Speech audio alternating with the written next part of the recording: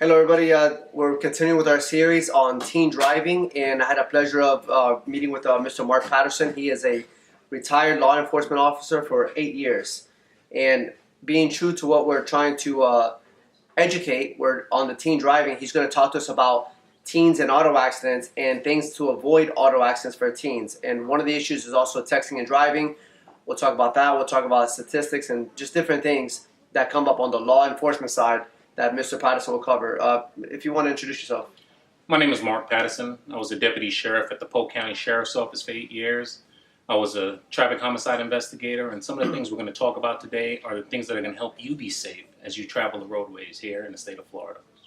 So, Mark, tell me a little bit more about your experience when you were out and you actually came out to auto accidents, and you came out to, in particular, like auto accidents that teens were involved. Tell me kind of what you've seen and what were the causes of those accidents. The majority of accidents we all know is distracted driving. 9 out of 10 accidents occur because of distracted driving. What is usually the case is that first they would be texting, sometimes they're just talking to their friends but they're not paying attention. Our main goal is going to be to get drivers to understand that all you need to do is put it down. Focus on the road, get to your destination, and then have all the conversations you want to have.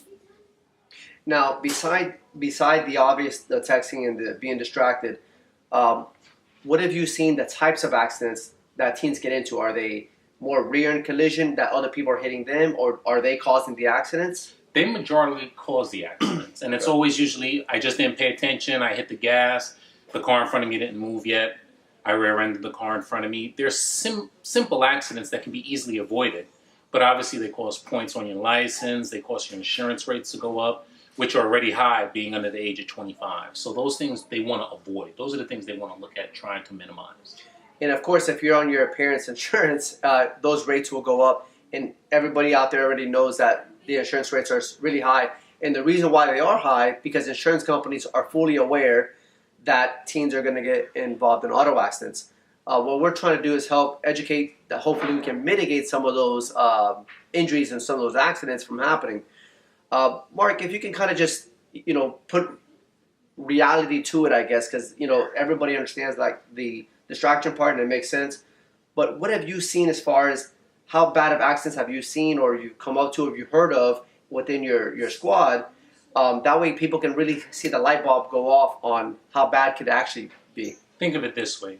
You can go from basically rear-ending somebody and just exchanging information to causing a fatality on the roadway because you were not paying attention, you cut somebody off, you didn't realize that the light was red, and they T-bone you or you T-bone them, and it just causes some severe issues. Our primary objective is going to be to allow you to realize that it takes 1 second to cause an accident.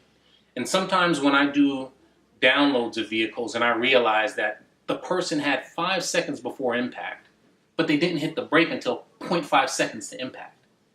But had they been paying attention, you could hit the brake 10 seconds before, which would have averted the accident altogether. Now, let's talk about that because that's interesting that you were able to download the information and see the data on that. Do you see that pretty often when it comes to, when you record the information about the delay? Or what have you seen as far as that? Because you have a lot of knowledge in that field in particular. Well, what many people don't know is your vehicle actually, anytime after about 1999 and forward, starting with GM and Ford, the vehicles have what's called an airbag control module inside the car. Okay. So you get involved in an accident, that airbag control module can tell me from 5 to 10 seconds prior to impact how fast you were going, if you applied the brakes, how much your throttle was open, and if you were turning, if your wheels were slipping. The more advanced the cars become, the 2018 and the 2019 vehicles, they actually include snippets of if you were using your information system or if you were playing on it. And it's those little distractions that will allow law enforcement to say, well, I can see exactly what caused the accident. We plug into it, we download the vehicle, and we can see everything that happened. Okay. And clearly, as a teenager, you're not supposed to drink alcohol, but how many accidents have you seen that have been also alcohol related? There were a few that were alcohol related for minors. I call them minors because if you're an adult if you're over the age of 18, but technically you're not allowed to drink if you're under the age of 21. And what you need to understand is that a DUI is a $10,000 charge.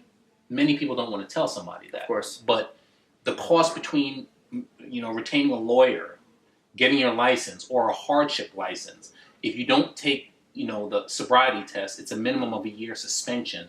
Your whole life changes because of that. And that does not only affect you at that point, but it can also affect you in the future as you go to look for jobs and things of that nature. No one is going to want you to drive for them when you have a DUI conviction on your record.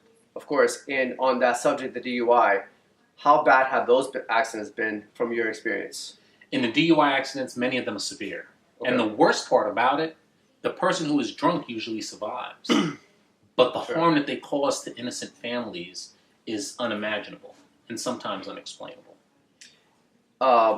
Anything else you want to add as far as on the teen side? What would you suggest that they can avoid? Of course, we know about the cell phone. Is there something that if you had to speak to a parent out there or speak to a teen, and I know the message may be different because the teens, they think they're cool, right? So what would you tell a parent, and then what would you tell a teen on things simple little things that they can probably do to help avoid some of these incidents? First and foremost, I would tell them to always have your license on you. Do not use your cell phone. Your cell phones have apps to stop you from getting alerts while you're driving, so don't have them on you. And primarily, focus on the road. Know your parents want you to come home safe at night, and so the best way for you to get home safe is to not be on your phone at all.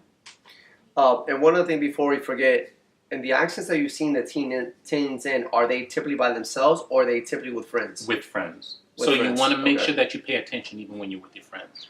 Okay. Well, it was a pleasure educating you guys. We're having insurance agents again. We're having doctors. We're having different providers. Just educate on this series. It will be covering multiple series throughout the year, but this one specifically is for teen driving and auto accidents. And please share, please comment, and please let us know what you'd like to see more of.